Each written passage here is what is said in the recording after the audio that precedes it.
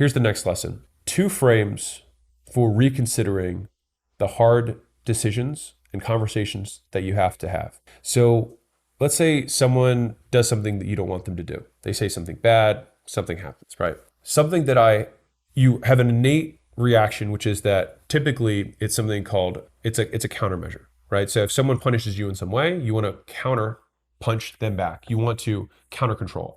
You want to punish them so that you want to punish them even more so that they dare not punish you, right? But when we think about these 2 questions, which is what I want to have happen, what do I want to have happen? And number 2, what increases the odds of that happening? Oftentimes, your initial reaction to what you want to do is almost antithetical to what you want to occur and what increases the chances of that happening. And so, for example, if someone says something bad to me online, I might have the immediate desire to go punish them publicly, right? What do I want to have happen? I would like this person to move on with their lives and forget that I exist. That would be what I would want to have happen, right? Realistically. What increases the odds of that happening? Does me interacting with them, reinforcing the fact that they said that, increase those odds? No. I increase the likelihood that that person hates me even more and does even more to try and damage me. So that would make my problem worse, not better. And so that is just a 2-step decision frame that I continue to use more and more and more, especially with interpersonal relationships. And so what's interesting is that when I ask myself those questions, the thing that increases the odds of me getting what I ultimately want rarely is what I want to do, or at least is rarely my initial gut reaction.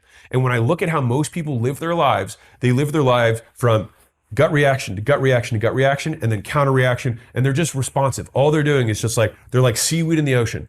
They're just moving and they have no direction. They're just constantly going back and forth, right? And they're never getting what they want. And they think that life is chaotic.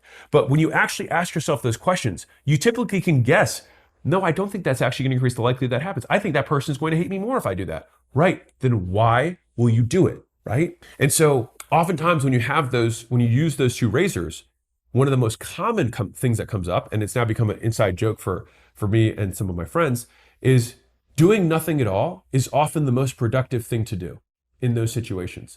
And so it has now taken on this inside joke of the heavyweight champion of the world, which is that there's all these different potential actions and the heavyweight champion of the world is do nothing. And that one almost always wins. Because what should I probably do?